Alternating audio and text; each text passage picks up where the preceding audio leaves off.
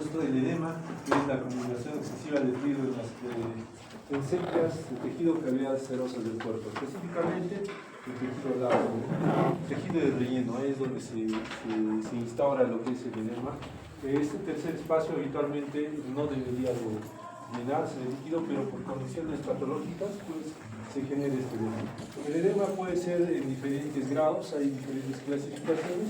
Nosotros vamos a hablar específicamente según casos semiológicos. Acá tenemos un niño, varón de 8 años de edad, antecedentes de diabetes tipo 1, tratamiento con insulina, usa 2 unidades en el desayuno, acude por presentar este famoso hinchazón, o nosotros lo interpretamos como edema, en rostro y piernas, desde hace un mes llega otra sintomatología. Vemos la presión arterial 110/80, frecuencia 100, taquicárdico, respiratorio 18, saturación 18, frío 21, temperatura 36. Acá lo que nos llama la atención es que este estado general aparentemente lúcido, vertido espontáneamente, en el rostro se ve edema palpebral, bilateral, vespertino, palidez dos cruces, edema de miembros inferiores, OE positiva hasta rodilla, 3 grados, no asociado al eritema y aumento de temperatura y dolor. Que característicamente se relaciona a lo que es una patología renal. Si fueran otro tipo de características, nos estaría refiriendo que sea otro tipo de edema.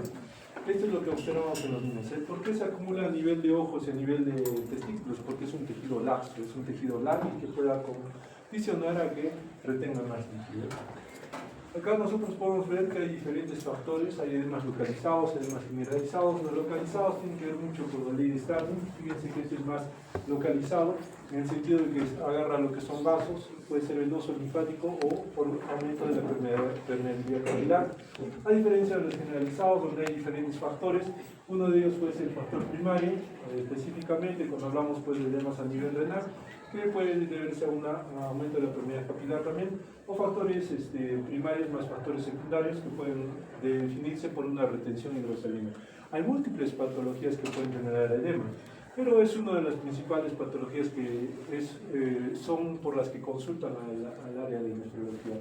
Considerar también que nosotros tenemos un equilibrio en nuestro cuerpo, tenemos un agua corporal total, específicamente que deriva por esta fórmula 0,6 por el peso, que nos da más o menos en un paciente que tenga más o menos 70 kilogramos de 42 litros de agua en toda nuestra economía. Y ahí derivan dos espacios, el espacio intracelular y el extracelular. El intracelular es el espacio que más agua contiene. Intracelular, ya les dije, más o menos del 80-90% conforman nuestros músculos y de ahí deriva lo que es el intracelular. Entonces acá tenemos 28 litros, tomando en consideración que es el 0,4 del peso en general. Acá lo que nos importa es, y ustedes tienen que tomar en consideración que todo el agua es intracelular, sí, en su mayoría. Miren, el extracelular es una menor proporción, ¿no? Más o menos corresponde con unos 150 kilos, 14 litros. Y de acá nosotros que tenemos que definir que en el extracelular es lo que más observamos nosotros. El intracelular casi no observamos, nadie observa, solo mediante laboratorio. El extracelular está conformado por dos partes, uno que es el intersticial, que también en su mayoría corresponde a 3/4, a diferencia del intravascular, que vendría a ser el plasma. ¿Por qué? Porque no consideramos pues, las plaquetas ni los glóbulos rojos, porque son intracelulares, forman parte de este grupo, no forman parte de lo que en nuestra sangre corresponde pues, a las células, ¿no es cierto? Entonces el plasma es lo que consideramos específicamente cuando hablamos pues, del extracelular intravascular, ¿no es cierto? Entonces, este plasma pues corresponde, pues, fíjense, a 3,5 litros. Normalmente ustedes le dicen cuánto de sangre hay, doctor, tenemos sangre de 5 a 6 litros. Claro, es lo mismo, ¿eh? De 5 litros, ¿cuánto sería más o menos el 40%? Sí, más o menos corresponde a este plasma, ¿no es cierto? Por hematocrito, ¿saben? ¿No es cierto? Se saca células morfas, se saca el plasma. Habrán hecho pues esa práctica en la cual se centrifugan, no sé, un tubo de ensayo con sangre, ultrafiltran y se diferencia. Ese plasma, ese líquido amarillento es lo que corresponde al agua, en proporción. Entonces nosotros tenemos que definir también que esta proporción que nos da a nivel sistémico es en equilibrio. ¿Puede alterarse? Sí, se altera habitualmente. Acá vemos algunos ejemplos, ¿no? Miren, fíjense los rostros, cómo es que se da el angioedema, cómo es que se da la trombosis venosa profunda, unilateral lógicamente, cómo es que se da el daño de vasos, una insuficiencia venosa, cómo se da un linfedema, cómo se da un síndrome de vena cava superior. Acá pues estos son tipos de edemas, ¿no es cierto? Entonces nosotros ya desde el punto de vista semiológico podemos diferenciar, no es un tipo de edema clásico renal que uno esperaría. Acá vemos pues característicamente si hay insuficiencia venosa crónica, vemos signos tróficos a nivel de piel oscura, descamativa, seca. Fuera de eso pues es evidente la tortuosidad de algunas venas, entonces eso nos indica pues que ya hay un proceso probablemente edematoso secundario al proceso venoso.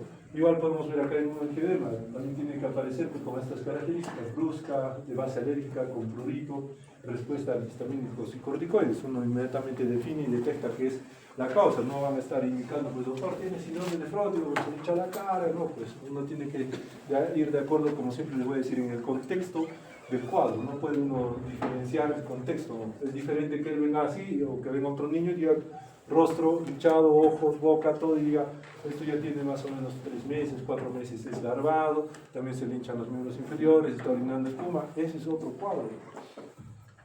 Acá lo que nos importa pues es que en la enfermedad renal son estas patologías, específicamente el síndrome nefrótico a la cabeza, que es característicamente lo que nos genera pues un edema, una nasal. Las glomerulopatías en general y lo que es nefropatía por hipertensión o diabetes, patologías que habitualmente están pues los tops de enfermedades crónicas que nos generan daño renal según la historia natural de la enfermedad.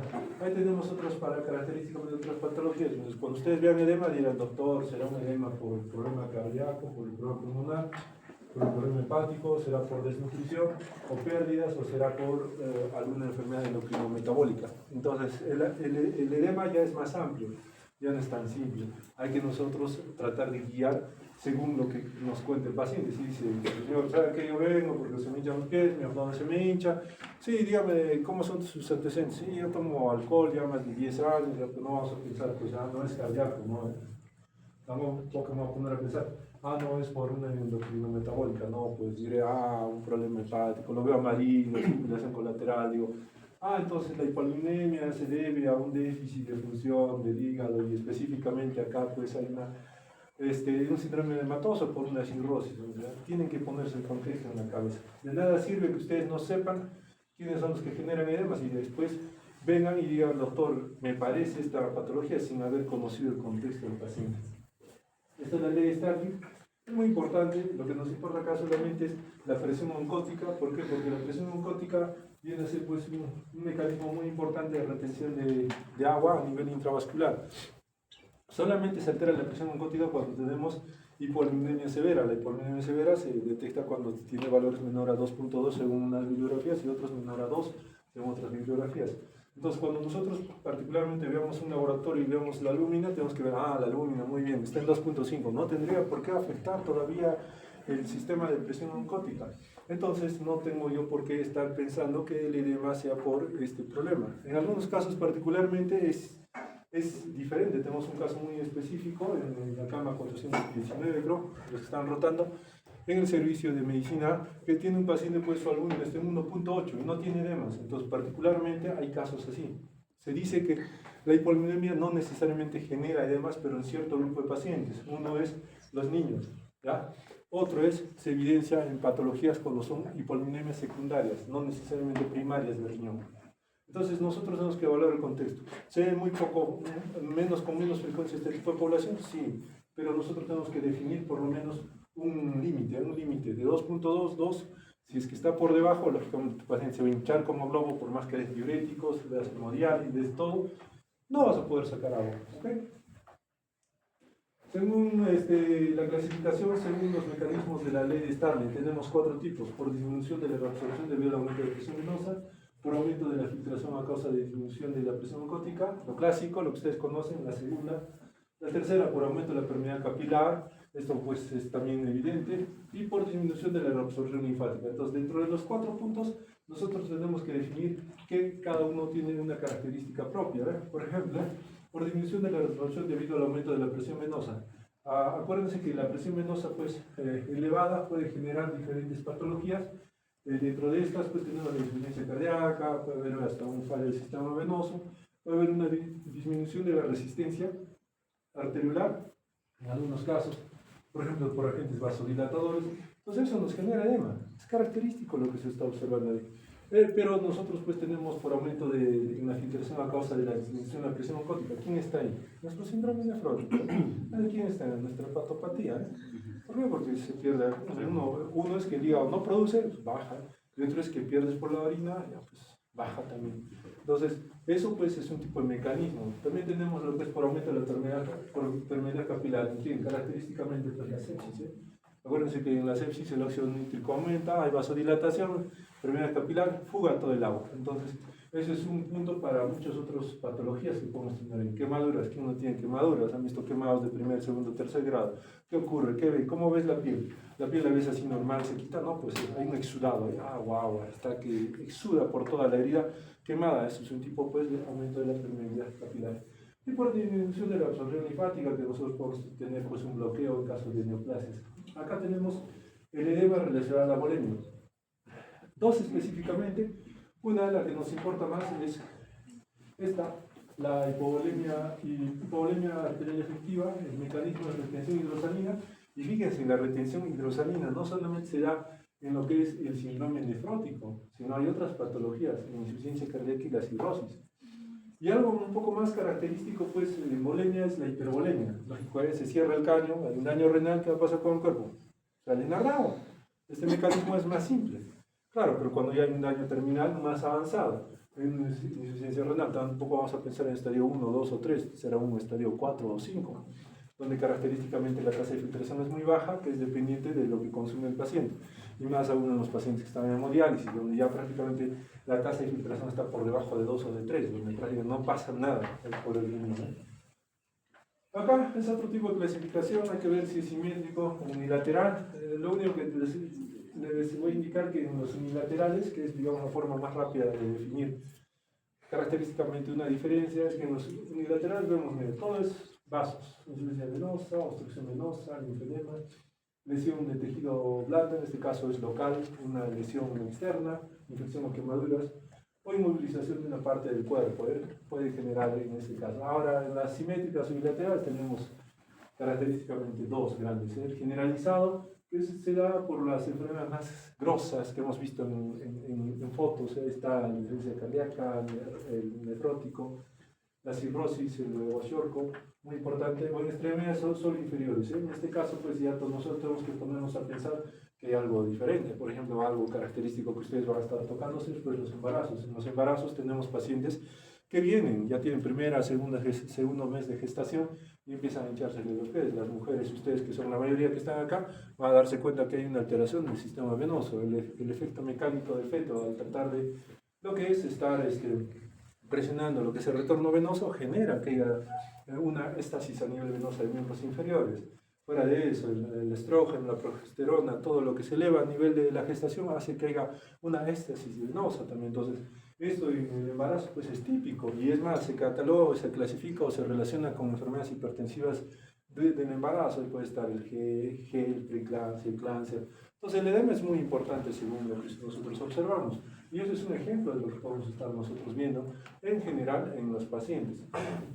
Ahora, este aumento de volumen plasmático nosotros tenemos que definir pues que hay diferentes formas de poder generar este tipo de edemas. Nosotros habitualmente pues el edema ya lo vemos como edema, pero debemos de ver que nosotros puede haber diferentes alteraciones. Uno puede ser por una alteración de la presión hidrostática aumentada, o dos, por una presión coleidosmótica disminuida. Es lo clásico. Entonces, o pierdes proteínas y baja la presión para absorber agua, o muy simple, sube la presión y bota el agua. ¿Ya? Así de simple. Esto va a ocasionar que haya fuga de líquido. Esta fuga de líquido pues es observable dentro de la semiología como edema, pero lastimosamente tiene un efecto. ¿Y cuál es el efecto? La disminución del volumen circulante. Y esa disminución del volumen circulante va a tener consecuencias en el sentido de que va a aumentar lo que es la arginina vasopresina y lo que es la activación del sistema renina-angiotensina. Y fíjense que estos dos que hacen, miren, aumenta la retención de agua y acá retención de agua y sólido. Es lo mismo, es un círculo vicioso que se está dándose dentro del mecanismo fisiopatológico del edema.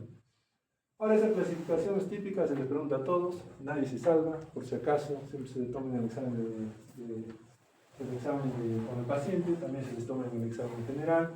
No va a entrar así clase, lógicamente, tan fácil, ¿no es cierto?, ni que fueran de otra facultad, ustedes son de medicina. Pero esa clasificación ayuda. Es lo que les decía, en lo que van a exponer ustedes, en lo que es específicamente pues, lo que es examen físico, se pide Por favor, categorízame qué estás viendo. Doctor, yo veo dos cruces de edema. Muy bien. ¿Qué te significa dos cruces en su cabeza? Doctor, es una depresión de 4 milímetros que desaparece a los 15 segundos. Ah, ¿te simboliza algo? Sí, doctor, me parece una retención de más o menos medio litro. Es otro tipo de clasificación. ¿Qué son tres cruces, doctor? Tres cruces de presión de 6 milímetros y de desaparición de 1 minuto. ¿Qué te significa, doctor? Y hay una retención de 1 litro. Ah, y de 4 cruces, doctor, ya pues con estas características que veo 4, bueno, por lo menos hay una retención de más de 2 litros a más. Va a haber 2, 4, 6, 8, 10, porque no solamente importa lo que es la depresión a nivel de miembro inferior, de pierna, también importa cuánto ha ascendido. Es diferente que uno tenga hasta la rodilla 4 cruces o que uno tenga hasta la pared abdominal. Entonces uno según eso va evaluando, o que tengan la sarca, también hay que observar eso. Para eso característicamente nosotros dentro de la clasificación de Lodet también relacionamos lo que es el peso, aumento de peso diario. ¿No es cierto? Entonces uno dice, ¿sabes cuánto pesabas? 85, ¿cuánto pesa ahora? 89, 4 kilos, ha subido. Muy bien, va a subir 4 kilos. Pero no sabemos el contexto si esos 4 kilos se han mantenido o el paciente está disminuyendo de peso, masa magra, músculo, en otras palabras, para definir si ese agua está aumentando en proporción. Entonces fíjense cómo nosotros podemos estar viendo el estado hemodinámico del paciente simplemente con algo tan básico. Síndrome nefrótico, pues acá fíjense que es clásico, típico del problema renal. Es de inicio gradual, progresivo, no es como el anterior que hemos visto que es rápido, agudo, ¿no es cierto? Inicialmente párpados de cara, genitales y las extremidades pélvicas. La consistencia es blanda, de color blanco, normal, indoloro. Aumenta al estar sentado de pie por cualquier periodo o al ingerir agua y sodio. Disminuye en posición del cúbito dorsal por redistribución líquida, o sea, cuando esté echadito, para que los que no entienden, cuando esté echadito disminuye. Así como la restricción de agua y sodio puede acompañarse de aumento de peso, fatiga, citis, derrame pleural y hipolimnemia. Es lo que se ve en la clásicamente. Tenemos ahorita un paciente de la cama 178, creo que no me acuerdo, un globo ahí. Ya clasificación de 4 sobre 4 pues ya resulta ridícula, ya hay un estudio de 2 centímetros. Paciente clásico, síndrome nefrótico, cara, piernas, brazos, todo. Un globo. Entonces, fíjense cómo característicamente pues, tener un daño renal afecta lo que es la pérdida de proteínas. ¿Es edema renal? Miren cómo se ve. Característicamente ahí ya lo diferenciamos. Según libro esto, claro, ustedes tienen que aprender desde ese punto de semiología. Cómo es vespertino, matinal, en la noche, esas características que les enseñan a ver la parte semiológica. Y nosotros tenemos que entender, pues, que como ya decía, en uno en decúbito dorsal, pues, ¿qué pasa? Es diferente que esté parado. Cuando esté parado, ¿qué pasa? La misma gravedad genera, pues, que el líquido esté abajo. Yo me echo, y lógicamente que mi corazón ya no tiene que estar impulsando, pues, para que vaya abajo, o mi sistema venoso tenga que estar sacrificándose para que vuelva el agua o la sangre a mi corazón. Es diferente cuando uno está en decúbito dorsal. Ahí característicamente pues es más fácil, el corazón se panea, entonces no tiene que combatir a la gravedad. Y es más, el retorno venoso vuelve rápido. Entonces, eso es lo que nosotros tenemos que diferenciar. Solamente entender eso para decir, miren, es matinal, prioritario, blando. Es lo que nosotros habitualmente hacemos. No hay otro secreto dentro de lo que son tipos de edema según lo que nosotros observamos dentro de la semiología. Aquí hay unos ejemplos. El dolor lumbar, pues tienen que tomar en consideración que lo clásico, 100%, solamente característicamente 5% es renal. Un 95% no es renal. ¿Por qué? Es muy simple. El dolor lumbar, pues ¿quién no lo tiene? Ustedes lo tienen ahorita, estar sentado. A venir carros están con dolor lumbar, se han dormido, demás, dolor lumbar, han dormido menos, dolor lumbar. Prácticamente han jugado algún deporte, dolor lumbar.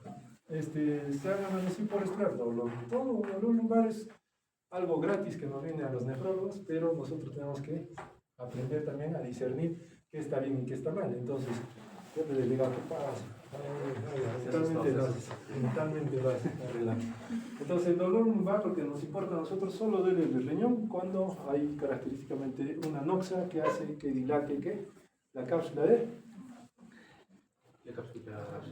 renal o de Bowman. ¿Qué está ahí otra nota? Son anatomía virtual. Se entiende, no se preocupen. Su anatomía básica les va a servir para por lo menos pasar el pregrado. La residencia ya no, ya ahí está diferente.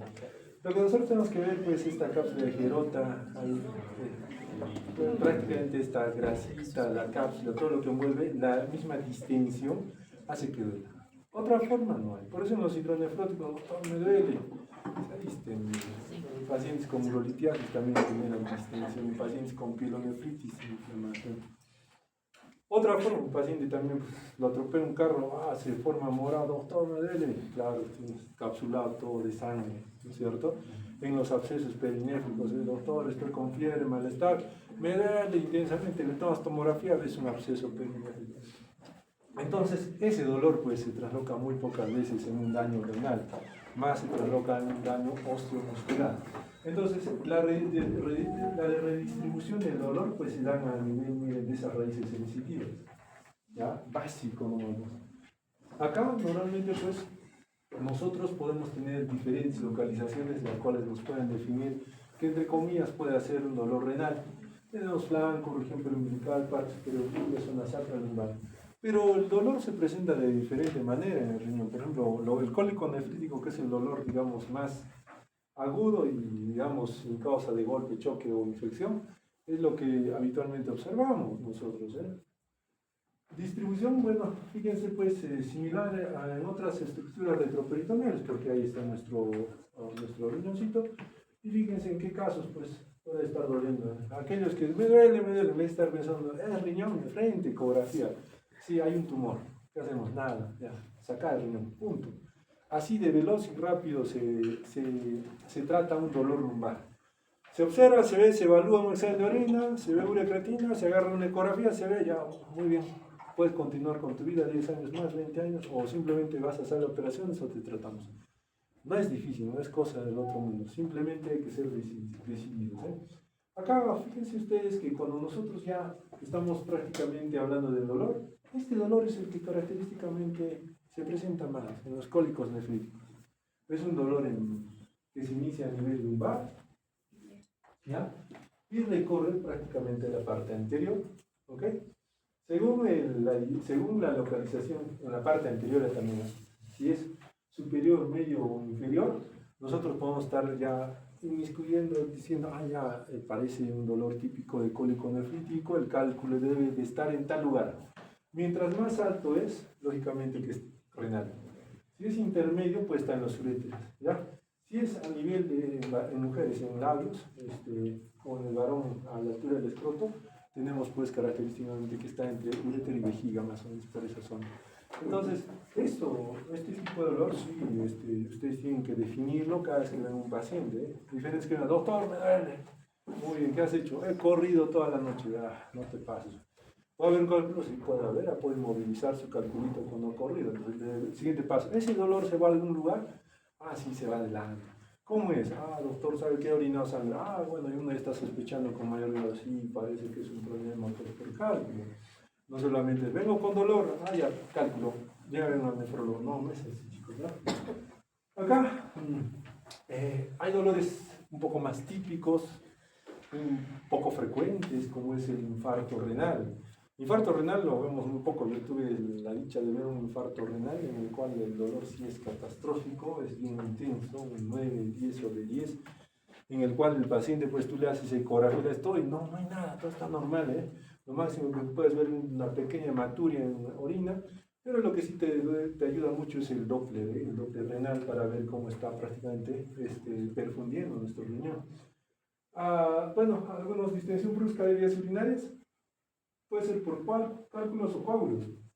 Ustedes tendrán pues sus abuelos, sus papás que han pasado por la mano del urólogo, en el cual han tenido que cortar un par de próstata por la hiperplasia prostática. ¿Qué es lo que ven? Les ponen ahí pues 5, 6, 7 frascos de agua para hacer lavado porque sangra la próstata. Pero fíjense que coágulos, cuando hay traumas uretrales o cuando ha habido una postquirúrgica, pueden generar una neuropatía obstructiva. El mismo coágulo, si es un coágulo de este vuelo que está a nivel de vejiga, va a poder salir por uretra, difícil, Entonces ahí es donde se genera este tipo de obstrucciones y ahí pues donde hay dolor, porque hay un reflujo marcado, agudo. Bueno, acá por ejemplo, cuando es agudo específico, cólico ureteral, normalmente es de un lado, no es de dos. Enfermedades vasculares periféricas, aneurismas de la aorta, ya esto es más típico de problemas vasculares. Cuando hay una estenosis mitral, infarto renal por una endocarditis infecciosa, como son casos pues inéditos que se describen cuando el paciente no es tratado óptimamente o no se diagnostica a tiempo, que salga pues una vegetación de la parte cardíaca y viaje hasta justo tu arteria renal. Eso se describe pues en diferentes casos clínicos, pero son pues un millón. Asociado a otras clínicas, el dolor, pues lógico, más fiebre, más disuria, pues ya les dije, distensión de la cápsula, una pielonefritis. Más hematuria, hay que ver, pues el dolor es porque el quiste crece los riñones, de este vuelo todavía. El riñón normal es de este tamaño, hay poliquistos que crecen de este tamaño gigante. Entonces ahí el paciente tiene dolor crónico, y más por el antecedente familiar. Bueno, acá específicamente hay un dolor típico que siempre se describe, que es el signo de Psa, solamente se da pues, en ausencia de TBC o gran negativos cuando hay una perinefritis, lo que les decía, un absceso perinéfrico que se forma, de dolor donde se retraen los muslos con abducción y una leve rotación externa. El dolor progresivo puede darse pues, en algunos casos como la tos renal, ya vi personas flaquitas, delgadas, que esa grasita prácticamente ya está muy caída, entonces que mantiene pues al riñón en una posición óptima, y nuestro riñoncito va a hacer una tosis renal en la cual pues, el paciente va a sentir dolor, más aún cuando empieza a hacer actividades, usa plataformas, etc. El tumor renal también es un dolor progresivo, tiene lo que creería, pero es dolores a veces que son, si son persistentes, y por favor vayan al nefrólogo, me dirán, doctor, me he dicho 5% difícil que sea. Después de 10 años ya te mueres, ¿no? Por un cáncer. Siempre cuando algo persiste, pese a que no hemos hecho actividad física, pese a que no hemos esforzado la comida, pues uno está en toda la dicha de decir, tengo algo más, ¿no es cierto? Tampoco uno va a mantener un dolor crónico, pero se ve en tumores, ¿eh? Hidronefrosis renal clásico, pues en los futuros chicos cuando tengan 45 años va a empezar a crecer la próstata y va a generar una gran obstrucción. En las chicas que no se han vacunado contra el ¿qué? El papilomavirus, igual el cáncer de cuello uterino genera un tipo de obstrucción, ahí se genera hidronefrosis renal. Ahora hemos tenido este año como 5 casos de pacientes con este problema y que lastimosamente destroza pues, todo lo que es el riñón porque se genera una hidronefrosis renal. Cólico renoureteral, este dolor es característico. Mujer de 26 años que pone urgencias por dolor intenso súbito, lumbar, que se irradia esa fosa ilíaca derecha, la parte superior. Algunos dirán, pero si alcanza apendicitis, no es apendicitis. Acompañado de mal estado general, náuseas, vómitos, miren cómo tiene efectos vagotónicos. Estos efectos vagotónicos, pues náuseas, vómitos, paciente. En anuria desde hace 5 horas, bueno, se ha obstruido, no disuria, no unipolaturia, no alteraciones del ritmo de posición adolescentes, nada que llame la atención, solo hipotiroidismo, una esofagitis eosinofílica. A la exploración, miren, fíjense, la presión 96 y 92 debería subir, la frecuencia se ha subido 85. Les dirán, doctor, es normal, no es normal tener una frecuencia 85. Ya les dije, miren, si todos ustedes, el que suba más de 85 90, preocúpese, algo aquí. Saturación 100%, temperatura 36,6, paciente consciente orientada, tonos rítmicos normal, no edemas, todo normal, solamente el dolor que le llamó la atención. Típico, típico que se da en el caso de los pacientes que tienen este problema. Entonces, este cólico nefrítico, ya que es inicio agudo de intensidad fluctuante con irradiación anterior hacia el flanco y descendente hacia la fosa ilíaca y en los genitales, como les decía, acompañado por manifestaciones. Esto normalmente nos indica la localización, está en tercio superior de uretra, tercio medio o tercio inferior de uretra, así de simple. Puede acompañarse con vagotónico, sudoración, náuseas, vómitos, alteración de la motilidad intestinal por estimulación vagal. La primera causa, la urolitiasis, clásicamente oxalato de calcio, fosfatos de calcio. Acá observamos pues que se forman estos núcleos y de partir de los núcleos se forman estos cálculos. La epidemiología, fíjese, normalmente la nefrolitiasis de toda la vida se presenta pues en varones más 12%, mujeres 6, un poco más bajo en las mujeres. Es mayor por la mañana, en estaciones calurosas, donde se toma más líquido, ya hay menor producción de orina, ya mayor concentración del cálculo, y por situaciones con mayor pérdida de sensaciones calurosas. Te deshidratas y prácticamente se concentra más los cálculos para poder generar mayor crecimiento en un tiempo menor. Estudios, bueno, hombres caucásicos tienen una mayor incidencia, seguido por mujeres caucásicas y hombres de raza negra. Mayor número de intervenciones por litiasis sintomáticas en las mujeres, 25% de pacientes presentan alcohólicos recurrentes por historia familiar. Sus papás han tenido, ya prepárense para tener ustedes también, si no tienen hábitos saludables. La obstrucción aguda tenemos 3 fases. Fíjense que al ser aguda, pues, lo pongo porque es interesante cómo se dan las fases de cuadro agudo. Mira, a los 90 minutos hay aumento del flujo sanguíneo renal, aumento de la presión lateral, ya hay retorno, ¿no?, del flujo. En la segunda fase es de 90 minutos a 5 horas, acá ya hay disminución del flujo sanguíneo. Disminución, ¿por qué está disminuyendo? Porque ya hay lesión, está generándose un daño. Hay disminución de la presión de filtración, o sea, ya llegó, imagínense, ¿dónde está el cálculo? ¿El cálculo está dentro del túbulo contorneado? No, lo menos no. Está pues en el sistema, ¿no es cierto?, colector ahí, entonces. Desde que esté en el uréter, el uréter, ¿cómo es posible que tenga que dañar, haya disminución de la presión de filtración? En retroceso, ¿cómo es que la presión de orina hace que retorne, refluya, afecte túbulos y llegue hasta el miembro? Interesante, ¿eh? Entonces, fíjense que 95 horas va a ser el dolor más terrible, horrible que tenga el paciente, peor que parto, bueno, similar al parto, dicen, ¿no? La tercera fase, más de 5 horas, ya pues acá ya hay una disminución del flujo sanguíneo renal, disminución de la presión arterial, ya se han gastado los mecanismos de apoyo para nuestro riñoncito. Vamos a ver que ya estamos viendo una vasoconstricción preglomerular, o sea, ya hay daño un poco más exhaustivo, ¿eh? ¿Por qué? Porque ¿qué tiene que ser preglomerular? ¿Qué tiene que ver la arteriola aferente acá? ¿Tiene que ver algo? No, ya pues un mecanismo en el cual las presiones, la presión de la cápsula se ha revertido, ha aumentado la presión de la cápsula renal, ¿no es cierto? ¿Dónde debería ser menor a la presión hidrostática? Y como hay mayor la presión de la cápsula a la presión hidrostática, muy simple, ¿quién es el primero que va a cerrarse? La arteriola aferente. No va a dejar que refluya la orina a la sangre. No puede existir ese mecanismo, es en contra de la naturaleza. Entonces, también vemos dilatación, hay retorno fisiológico de líquido por reflujo retrógrado, hay rotura del fornix calicial, entonces acá ya hay un daño, ya más estricto, severo, ya tenemos lesión. Imagínense aquellos pacientes que están 6 meses, 7 meses, por eso es que ya hay lesión renal, ya llegan hasta la enfermedad renal crónica. La recuperación normalmente debería de darse pues a las 24 horas, ¿eh? Y acá lo que tiene que enmarcarse es pues que esta contracción de la arteriola aferente, pues fíjense que se da más durante las 24 primeras horas. Por eso es que hay la famosa injuria renal aguda obstructiva, ¿no es cierto? Si no, no existiera eso. Los gráficos para recordarles cómo es más o menos. Ya usted ya lo lee, ya ciego. Igual es casi lo mismo, ya vemos, pero acá hay un detallito, ¿eh? Acá hay un pequeño detalle, porque ya no está hablando del daño celular, por ejemplo, ya en el tiempo, de 0 a 7 días, como hay aplanamiento, dilatación de los túbulos proximales, una hiperplasia intersticial, hiperplasia, o sea, empieza a generarse un mayor tejido. Y esto se trasloca pues que a los 7 días ya hay una dilatación de la pelvis. De 7 a 20 días ustedes dirán, doctor, ¿quién aguanta 30 días?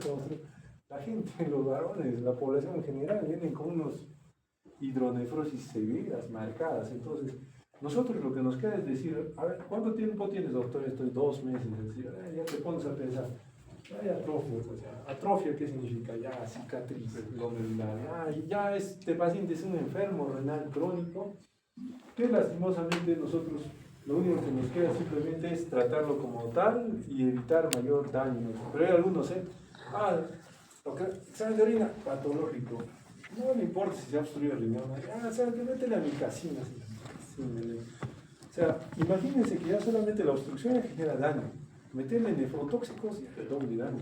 Por eso es que hay pacientes que llegan a diálisis. Y acá ustedes tienen que entender que digamos, el paciente pasa el mes, ya hay una sustitución de estas células en general por colágeno. Entonces nosotros tenemos que observar pues, de que esta progresión pues, sí nos habla de la fisiopatología del daño específicamente a nivel glomerular y intersticial a nivel glomerular. Acá es lo mismo, ¿ya? Acá, muy importante. La fisiopatología específicamente de este cólico nefrítico que se da por el aumento de la presión pues, a nivel luminal de nuestro sistema colector en cierto grado, tiene que ver mucho pues, con las terminaciones nerviosas a nivel de la submucosa y lámina propia de la cápsula renal peripiélica. Por eso lo digo, ¿ya? Por eso, por esa distinción que le estoy indicando. Y acá lo que nos va a importar específicamente es pues, que esta musculatura lisa de la pared uretral se contrae intentando expulsar lo que es la obstrucción. Entonces, nosotros cuando vemos este tipo de patologías, lo clásico, les dicen, ¿sabes qué? Cuando tengas cálculo, toma harto líquido, 3, 4. ¿Qué genera si hay un espasmo muscular del ureter? Si hay un espasmo, está cerrado, que tú tomes 2, 3, 4, ¿qué va a pasar? Va a regresar tu riñón, más dolor. No, lo que ocurre cuando hay una obstrucción ureteral, lo que se hace es alto, cálmate, no tomes líquido hasta que pase el dolor, porque el dolor justamente ha generado ese espasmo. Si hay dolor, hay espasmo. Conclusión, no puedo dar, tengo que dar analgésico. ¿Para qué? Para que calme el dolor, llega relajación. Recién ahí, ya te has relajado, no hay dolor, ya ahora sí tírate cerveza, chanca piedra, cole caballo, tírate lo que quieras, 3, 4, 5, 6 litros, no importa. La idea es que en el momento post dolor ya hay más chance de que la piedrita salga. Hay muchas técnicas que algunos hacen así habitualmente para que salga el cálculo. La realidad depende del tamaño, ¿ya? No depende de cuánto tomes, qué tomes, no depende del tamaño. Menor a 5 milímetros hay más chance de que salga. Y también depende de la localización. Mientras más alto, más difícil que salga. Mientras más bajo, cerca de la vejiga, eso va a salir probablemente. Entonces, acá fíjense, esta contracción isotónica prolongada que se da con una mayor de producción de ácido láctico, irrita estas fibras lentas tipo A y las tipo C en cierto espacio. Punto. ¿Ya? Acá lo detectan a nivel de D2, D11 y L12. Fíjense, miren cómo es que nosotros podemos verificar, que ustedes han visto cómo se hace la puniopercusión, tiene una sensibilidad de 86% y una especificidad de 76%. Lo que se asocia fuera de la puniopercusión pues es el dolor espontáneo y la hematuria. Entonces acá pues miren, mientras más alto esté el cálculo, más difícil que salga. Mientras no está tan bajo, acá, mientras más bajo esté, pues nosotros nos va a permitir a nosotros expulsar. Este cálculo, este nivel, pues va a tener justamente el dolor, ese dolor en banda, pero también, mientras más abajo dijimos, ¿dónde? Labios mayores y escroto en el varón, ¿no? Tenemos pues este dolor a nivel superior, va a ser más en banda hacia perumbilical abdominal, ¿no es cierto? O fosiliar, a ese lado, según el lado. Entonces, eso nosotros tenemos que estar pensando ya. Interesante cuando ven. Ahora, trastorno de la micción. Acá tenemos la disuria, polaridad, tenesmo, retención vesical, caso semiológico, típico, varones, prostáticos a veces. Varón, 37 años, acude, atención primaria, disuria, con dolor en periné, polaridad, tenesmo vesical, escozor en genitales, dificultad para conocer la micción y reducción de chorro urinario. Síntoma de una semana de evolución, antecedentes, se reside en Lima, en compañía de su mujer, sarampión, en infancia, apendicectomía de 18 años, hipercolesterolemia, no diabetes, no hipertensión. A la exploración vemos su presión arterial 125-85, ha subido, frecuencia cardíaca un poco elevada, 84, cuello no adenopatía, abdomen blando depresible, nada más en abdomen, todo el resto normal. ¿Qué más? Exploraciones genitales, testículo, dolor a la palpación en el test izquierdo, dilatación del epidídimo, pene no presenta lesiones cutáneas ni áreas dolorosas. Entonces, ¿qué nos significa? Fíjense, lo único que se quiere mostrar con esta diapositiva es que este dolor o esta disuria característicamente se presenta por múltiples causas, ¿ya? Acá vemos en un caso de un varón que ya tiene afectación, fíjense, testículos, dolor a la palpación del test izquierdo. sea, le duele el testículo y ¿qué tiene que ver con orinar? ¿Dónde está la relación? Dilatación del epidismo. ¿Qué ha pasado? ¿Por qué hay esa relación estrecha? Será porque en el varón es un poco más diferente la anatomía de la mujer.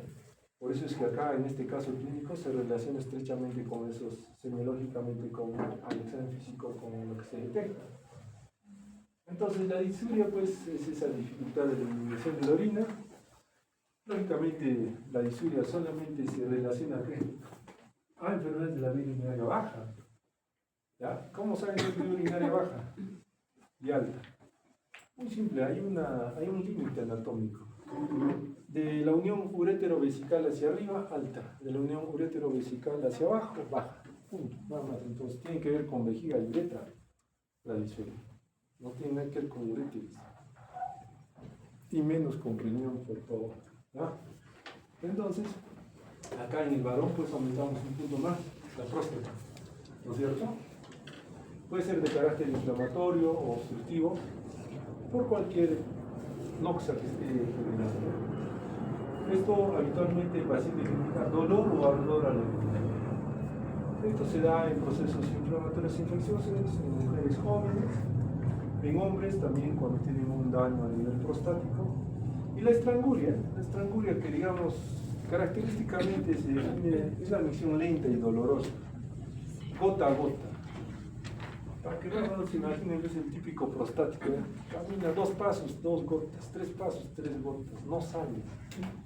Y ahí sienten dolor, ardor, molestias. Por eso tiene esa forma de decir estranguria, donde hay un espasmo de la uretra que se acompaña de tenesmo vesical, sensación de querer y no poder. Es muy simple, entonces esta estranguria es característico, que tiene su propio nombre, mejor no lo confundan con disuria. Y lo que hablábamos es la diferencia entre poliaquia y polio. Poliaquia, aumento de la frecuencia en número de micciones, sin aumento de volumen. Muy bien. Igual, inflamatorias obstructivas.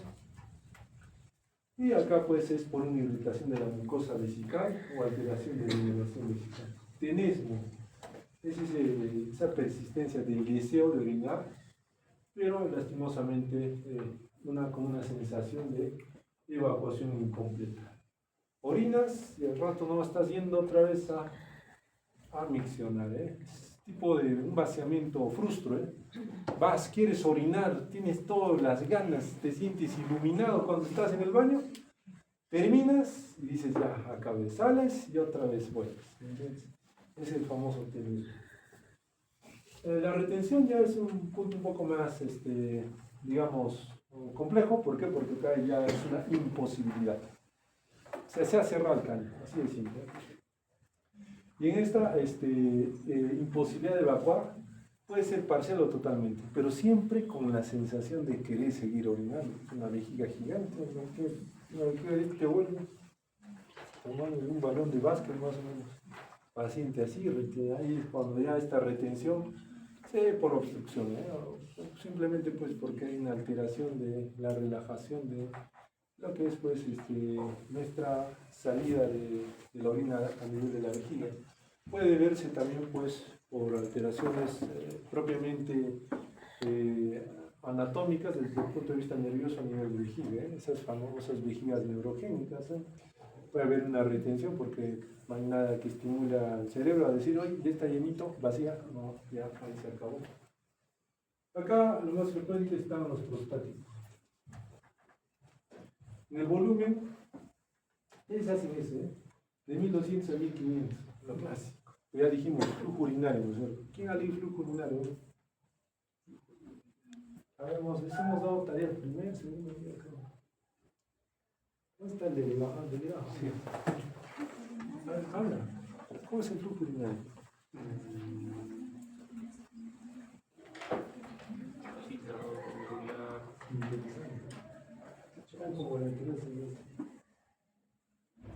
Muy bien, excelente.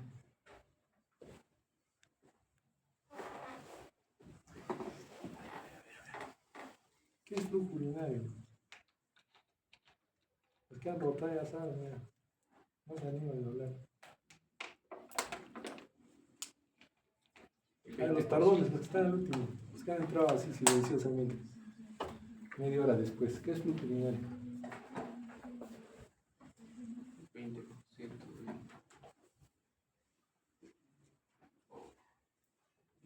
Gasto urinario también se dice. Con internet, con celulares, un chip en el cerebro, nada.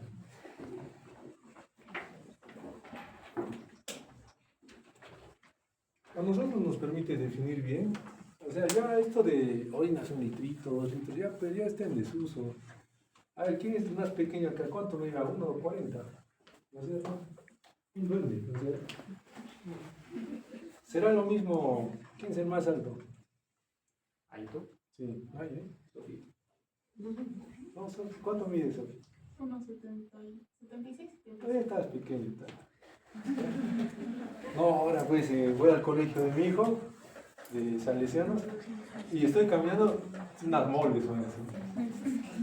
¿Qué promo? Cuarto de secundaria, Dios mío, ¿qué le dan de comer? Purina. En serio, güey, ya.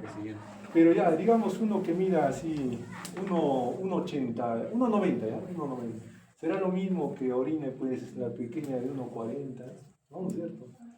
¿El peso sería igual? No. No, ¿eh? Entonces, tienen que hablar ustedes, pues, de gasto, flujo de cuánto es. Esto de 1200 a 1500, no es lo mismo de uno de 1,90 a uno de 1,40, no es lo mismo. Podrán orinar tal vez lo que dice ahí, pero va a ser diferente la translocación, es decir, cuánto realmente es su flujo urinario, su gasto urinario.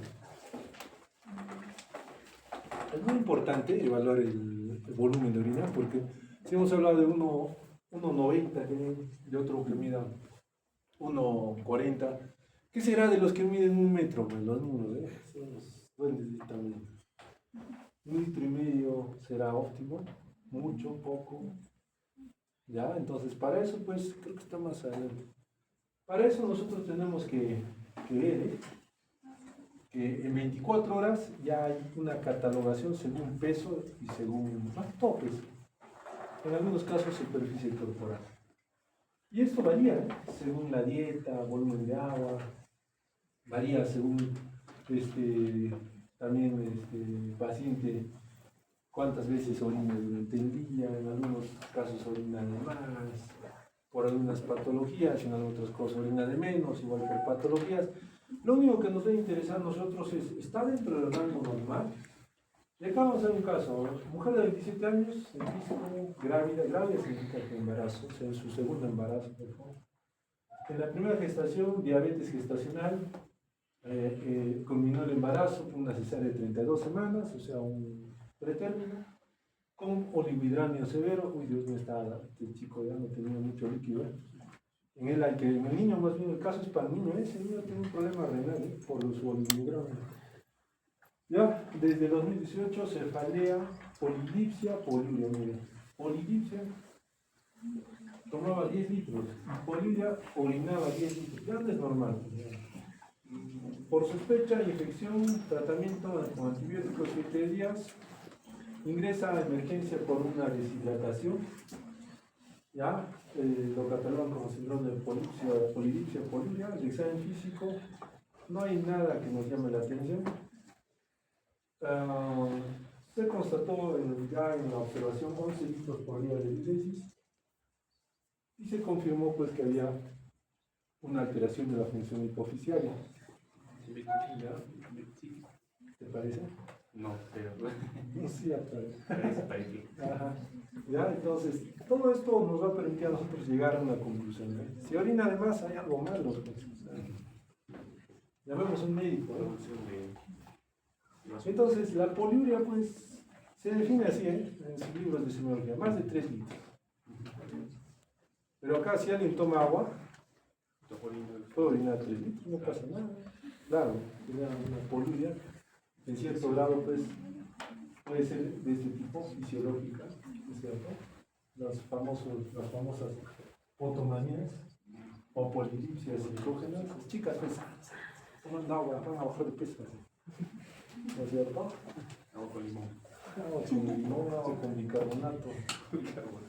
No sé, todo se tiene. Pero la idea es de acá. Fíjense que el volumen urinario disminuye y la osmolaridad o la densidad urinaria aumenta ante las pruebas de restricción del líquido. Es muy simple.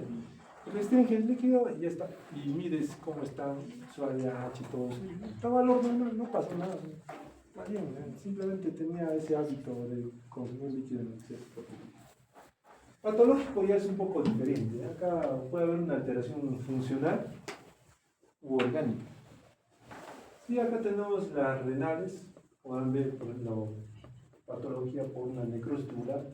Famosos pacientes después de una injuria renal aguda orinan 6, 7, 8, 9 litros.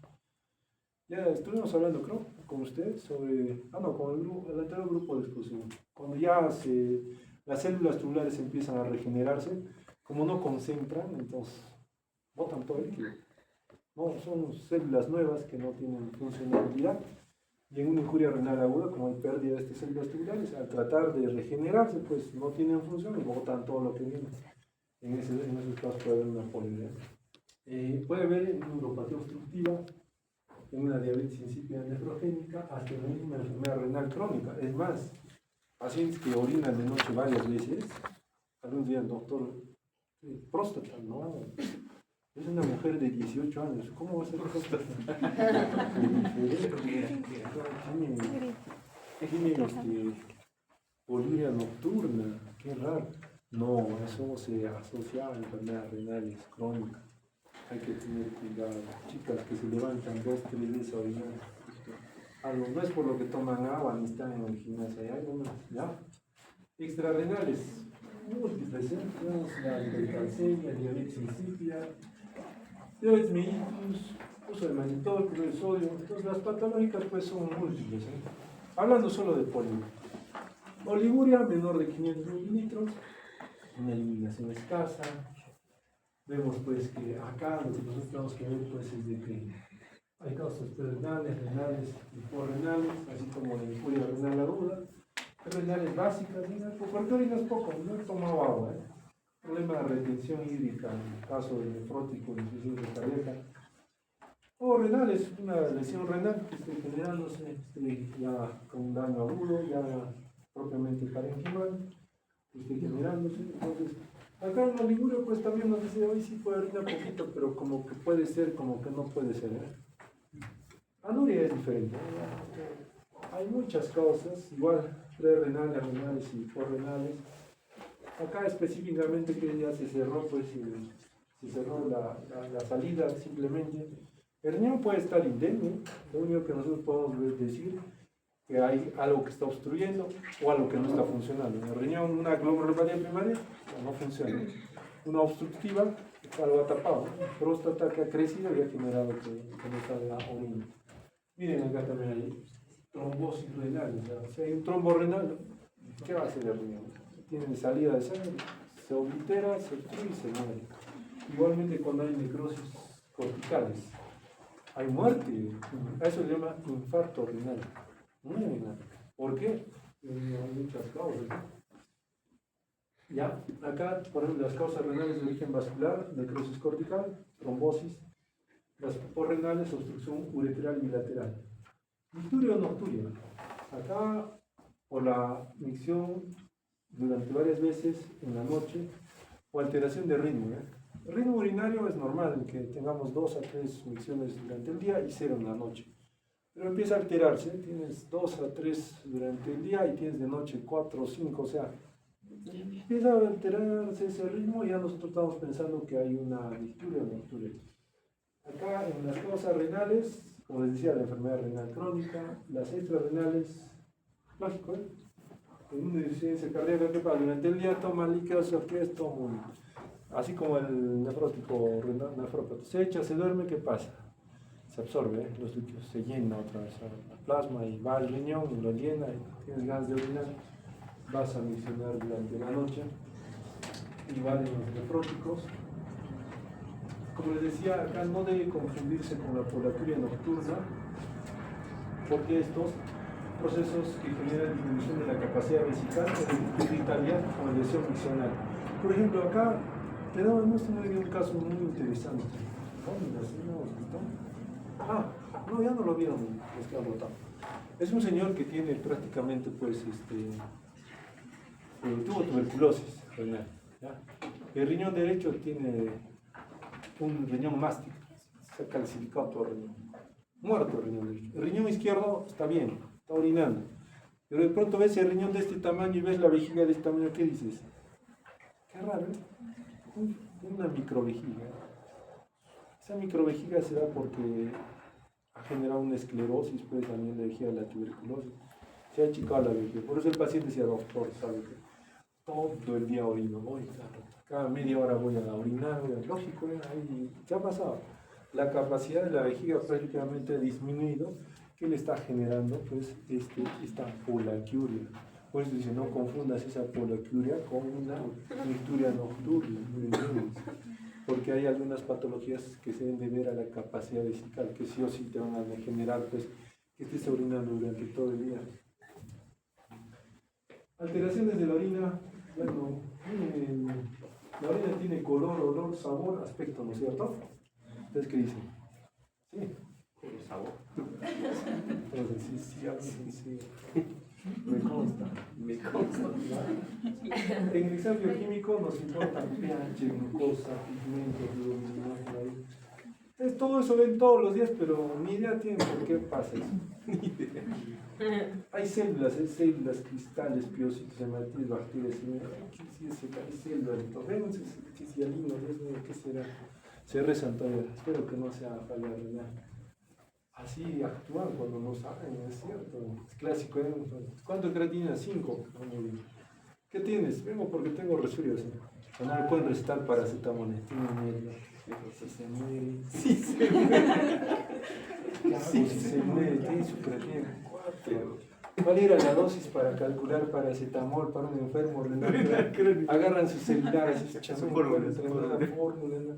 A la final, ¿sabes qué? Sí, toma mate. Limoncito, ahí es donde el limoncito se va. Ya fueron, pues, ¿por qué? Porque tienen que aprender lo que es normal y lo que es patológico. Acá, por ejemplo, color. El color, característicamente antes, pues se agarraba y decía, mira, color rojo, amarillo, verde, naranja. Debe salir todo esto, ¿eh? Color en cierto grado es relevante con algunas patologías. Por ejemplo, las porfirias. Si tú agarras una orina, de pronto sabes que lo voy a sacar al sol, lo sacas al sol y la orina se vuelve negro. Porfiria. Claro, ese es, digamos, una en 1 millón, creo. ¿Ya? Pero nosotros podemos observar pues, que dentro del color ya estamos observando típicamente, pues, clásico es el rojo hematúrico, o sea, y así un poco más específicamente hablando, anaranjado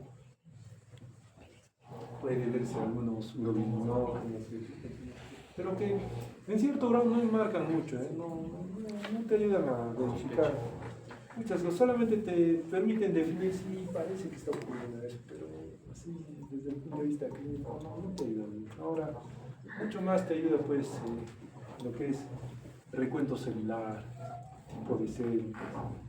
Pues este color antes nos ayudaba más porque no había laboratorios pues a gran escala, pero sí nosotros tenemos que entender que por lo menos esta variedad de colores nos tienen que decir, miren, marrón negro, matiz y gris. Acá vemos castaño negro, homogentísico, por ácido homogentísico. ¿Qué es eso, doctor? ¿Cómo se deglute? ¿Cómo se come eso? Mira, aquí están las porfirias igual. Lo que les decía, agarras la orina, lo pones al sol, se vuelve oscuro. Entonces, de acá, si lo hacen en buena hora, si lo ven y catalogan, excelente. Pero no es 100% absoluto, solamente es una característica física externa. La densidad, ya esto es diferente. Densidad ya es otra cosa. Densidad ustedes tienen que tener ya más o menos. Le indica funcionalidad. ¿Qué hacen arriba? ¿Qué cámaras arriba? Otro gol, están solos en grupo y están arrastrando. Trasladamos. Ya, acá por ejemplo en densidad, para todos, de 1010 a 1030, ¿ya? Acá dice de 1003 a 1035, ¿no? De 1010 al día de la mañana, lógicamente, de 1010 a 1030.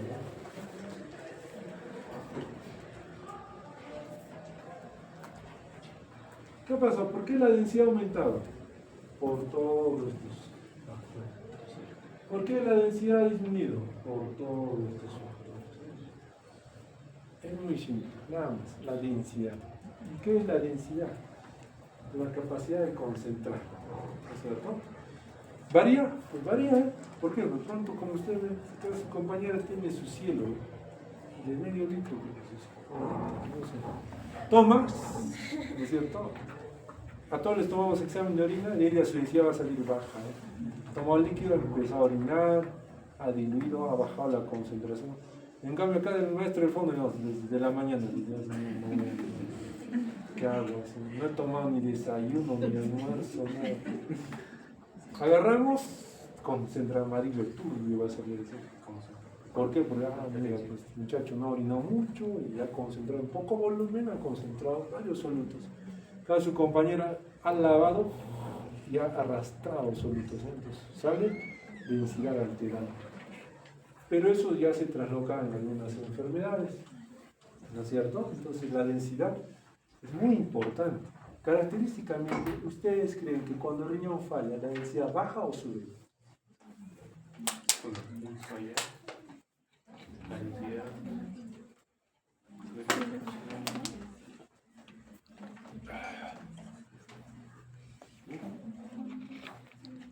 Sube porque la permeabilidad y la proteína. A los que creen que sube, levanten la mano. No voy a hacer, no voy a... No, los que creen que baja, levanten la mano. No, está peor que tú, maestro. Por lo menos tienes una opinión, ¿eh? Sí, parece. En tu opinión te equivocas y aprendes. Además, no bajan ni por A ni por B. Igual debes decir, bueno, ¿cuál será la relación que hay? Pero debe haber algo mágico. Está enfermito, parece. El doctor sabe que la densidad está alterada. ¿Y qué tiene? Está enfermito. Diagnóstico, que es el... Sí, pues es lo clásico. Llamamos a un médico. No es broma, hay médicos que llaman a médicos. Espero que no sean así. ¿Ya? Entonces, lo que importa es la densidad, la osmolaridad. ¿Ya? Ahora creo que está. Ahora vamos a ver. Creo que está. Ahí está.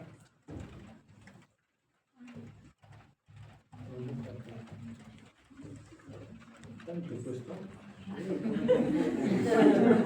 Sí, es para semiología, no nación. ¿Qué dice el delgado? Está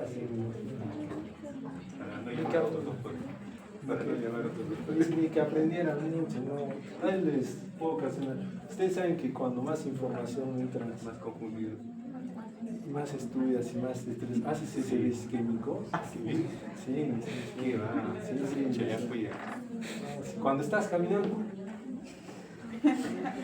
¿dónde iba? Por favor, hagan, ¿qué dice? Tai chi, yoga. La naturaleza. Es que no necesariamente por lo que estudian, sino es por cómo viven su vida.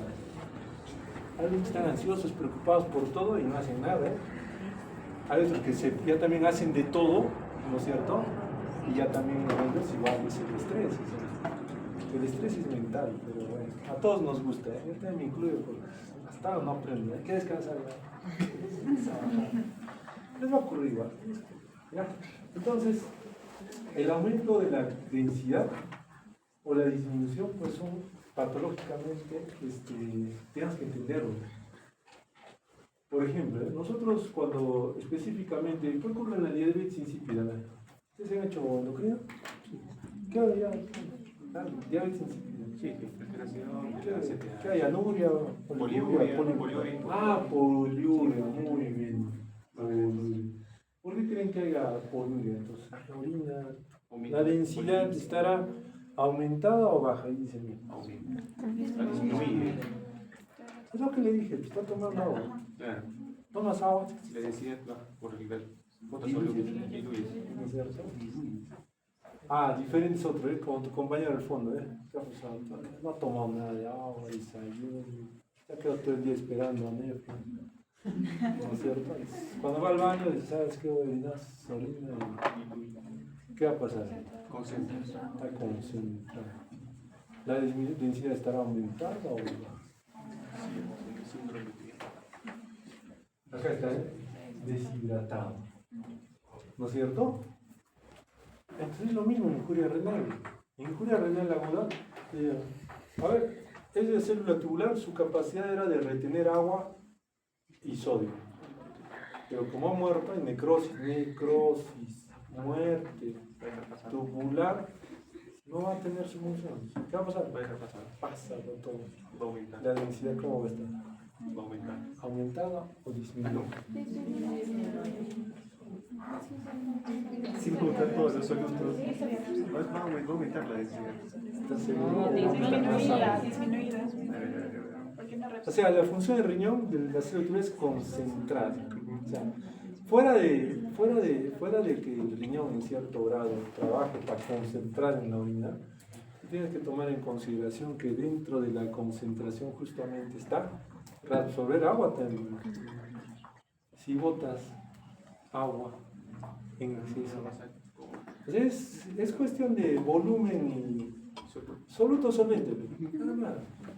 ¿Entienden? Entonces, como cuestión de soluto solvente, tienes un litro de agua con una cucharita de sal y tienes un vaso de agua con una cucharita de sal.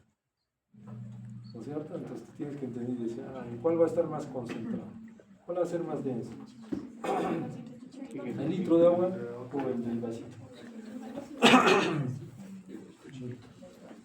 Entonces, el aspecto, igual, claro, limpio, transparente. Normalmente el aspecto es turbio en patologías. Variables pueden ser inflamatorias, infecciosas. Puede ser por simplemente desecho, mayor concentración de algunos solutos, ácido úrico, carbonatos, fosfatos, etc.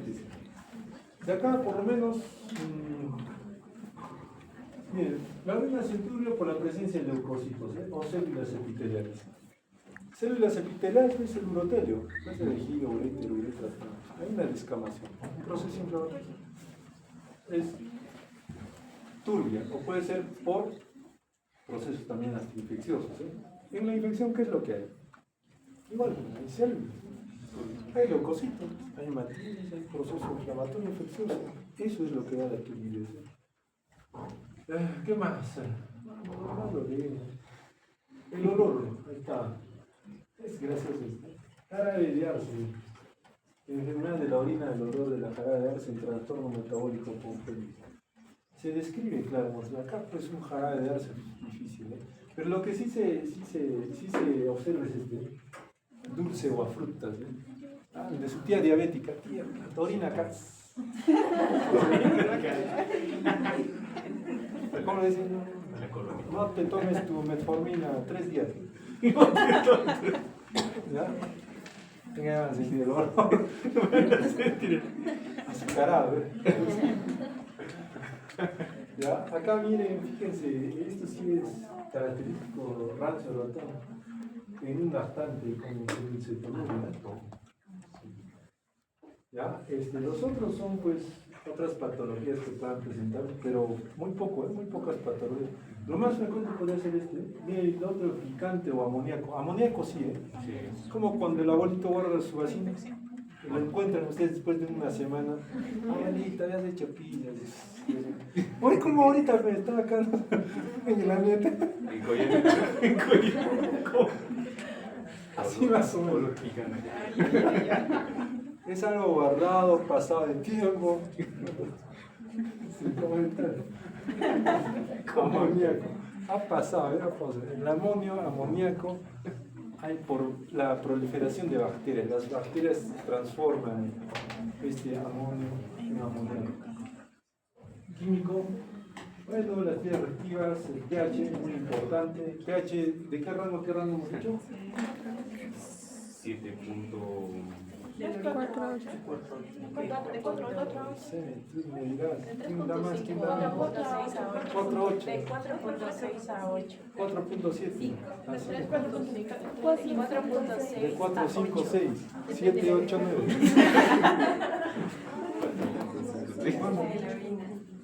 ¿Cuánto? ¿Quién da más? 4.6 a 8. Mi búsqueda dice 4, 8.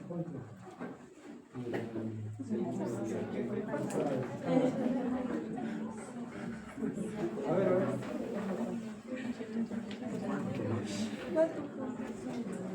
La idea es que sea ácida, ¿ya?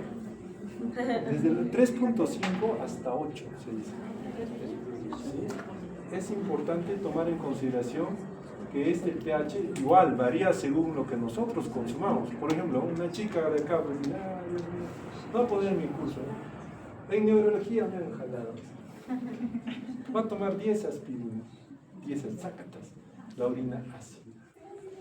Ahí el pH estará pues 2. Es, Dios mío, miren cómo el pH varía. De pronto una chica dice, ¿sabes qué? Hoy día mi dieta va a ser solo frutas. Manzana, pera y naranjas. 3 días. La orina alcalina. 0 carnes. Entonces varía de la dieta. De pronto hay un salvaje dice, ¿sabes qué? No voy a ir a comer mis rodillas. 2 kilos de carne. Ácido también, ¿entienden? Así es. Y todavía con un olor bien intenso. ¿Ya? Entonces, la orina pues es prácticamente la excreción renal definida por el grado de metabolismo exigido por nosotros mismos. Como les decía, de pronto ustedes comen verduras todos los días, su orina pues casi clara, sin mucha carga. Comes carne, orina ya un poco más, como quien dice, color más intenso, ¿no es cierto? Como mucha sal, la concentración baja. Entonces, nosotros somos los que modificamos esto, pero en las patologías ya es diferente. En patologías nosotros tenemos que ver pues que ya hay algo más. De lo que normalmente estaba tu equilibrio, tu homeostasis, ahora ya se ha cambiado. El pH mismo, ligeramente ácido. El pH, ¿en cuál aumenta? No es sangre, es orina. Es Alcalosis respiratoria. ¿Por qué? ¿Qué hace el alcalor respiratorio?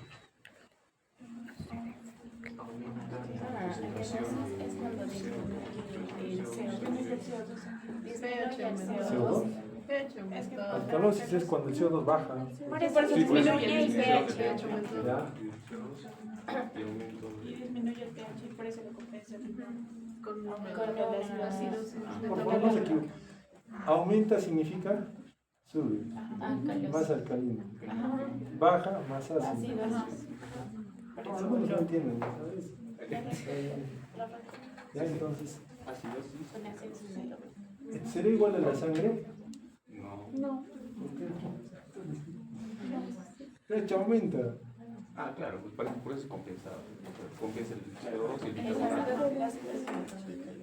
Ácido, tiene acidosis metabólica. Bicarbonato. Vamos, Ambos disminuyen y es compensado. Ambos. ¿Qué es compensado? No. No, o sea, en una alcalosis respiratoria lo acidosis- compensa el ácido. La acidosis metabólica es tipo de una cetosis diabética. ¿No? Entonces, en la cetosis diabética, el bicarbonato es el que disminuye y bueno, para ver la compensación se tiene que ver la concentración de CO2. En este caso, ¿En sangre o en sangre? como es similar, todos, vas a ver la zona. Están alucinando. Ya, está bien la parte sanguínea. En orina también que ver, es casi lo mismo. ¿Por qué? Porque si tienes una acidosis metabólica, ¿qué es una acidosis metabólica? ¿Qué es una acidosis metabólica? Disminución del Puede haber disminución de bicarbonato o aumento de hidrógenos. A la final, ¿quién es el que te rige el pH? Los hidrógenos. O sea, tienes tus hidrógenos acá, tienes tu bicarbonato. Disminuye el bicarbonato, los hidrogeniales va a hacer una acidosis. Claro. Al revés, tienes lo normal, pero también aumentas hidrogeniales. Claro. Igual, por más acidosis que haya sistémica, ¿qué va a hacer tu riñón? Eliminar ácidos, nada más, porque puede ir en exceso. Es lo único que hace el riñón, se trata de compensar. Acá, bueno, en la diabetes, igual, pigmentos, casi bien difícil tratar de observar que las sintetizas obstructivas se genere un aumento de pH, pero la idea está definir bien si ese pH que tienes es por estos dos características. Es muy importante el pH, tratar de definir. La glucosa ya pues no hay nada, pigmentos no deberías de verlos, urobilinógeno también tiene un valor lógicamente muy importante en quienes, en los recién nacidos, porque ellos hacen hemólisis, te dice hemolito, en ahí se va a ver algo, ¿ya? Y la albúmina, ya hemos hablado mucho de la albúmina, está elevado, representa globulopatías, nitritos en infecciones, cuerpos cetónicos en ayunas, ¿no es cierto? Así es simple. Microscópico, es lo que tenemos que ver. Por ejemplo, acá lo que nos importa son los granocitos, los glóbulos rojos, ¿ya? Que tienen forma de estrella. Ya les dije, eso es porque característicamente ha tenido que pasar el glomérulo, los túbulos, se ha cambiado el pH, la densidad durante los túbulos y ha generado alteración de la membrana del hematíes. Nosotros tampoco podemos tratar hematíes, digamos, con la misma forma, bicóncavos, que nos representan pues probablemente una hematuria extraglomerular. Esta nos representa una hematuria glomerular, ¿ya? Ahora, en las células blancas lo que más nos representa son los cilindros. Los cilindros tienen que estar acá. ¿Dónde están? Cilindros. Fíjense, cilindros leucocitarios. ¿Por qué son cilindros? Toman la forma del túbulo. Igual cilindros hemáticos. No significa que hay una patología más específicamente glomerular. ¿Ven? Cilindros hemáticos igual. ¿Ya? Acá vamos a ver acá también células del urotelio, células de luz por descamación. Hay células transicionales también. En este caso, las transicionales es cuando hay un proceso inflamatorio más marcado. Células del epitelio tubular, o sea, túbulos, células tubulares, las necrosis tubulares agudas. Cristales, variedad de cristales, a la cabeza siempre el oxalato de calcio, ¿ya? El ácido úrico. Parásitos en menor frecuencia, pero lo que se observa es más por contaminación. No es que haya como una vaginalis en la vejiga. Puede ocurrir, en algunos casos excepcionalmente más es por contaminación vaginal, en el caso de mujeres. Inclusiones lipídicas. Ahí tenemos la eritrocituria, ¿ya? Leucocituria. Pero vamos a profundizar más en síndrome nefrótico, no, nefrótico, nefrítico, el síndrome proteinúrico, hematúrico. Vamos a profundizarlo, por lo menos tienen característicamente las patologías. No los quiero confundir más. Lo que sí necesitan saber es esto, por lo menos, es lo que siempre ustedes ven. Vamos a hablar de cilindros leucocitarios y eritrocitarios, sí o sí por daño glomerular, porque han pasado por 3 de los cilindros. Pero esto sí es importante. Ustedes cuando ven cilindros dialinos, doctor, ¿por qué se ve cilindros dialinos? Acá, fíjense, se presenta enfermedades renales agudas o crónicas. Acá específicamente los dialinos sí nos enmarcan pues un daño específicamente renal, igual los granulosos. Tomar en consideración que es raro que se vea pues por algunos estados de esfuerzo físico, en caso de lo que son los cilindros granulosos. O sea, esto nosotros vemos que es más patológico que los dialinos. En los dialinos podemos ver en algunos casos por alteración o esfuerzo físico, o uso de diuréticos o un síndrome febril. Los cilindros granulosos nos enmarcan pues patologías ya un poco más serias de la parte renal. Pero los cilindros serios, acá ya es cuando tenemos una patología un poco más avanzada, se evidencia más en lo que son patologías crónicas renales. Si vemos el epitelio plano de transición, característicamente de transición en la vía urinaria descendente, y epitelio plano pues en lo que son células de los genitales externos de la mujer.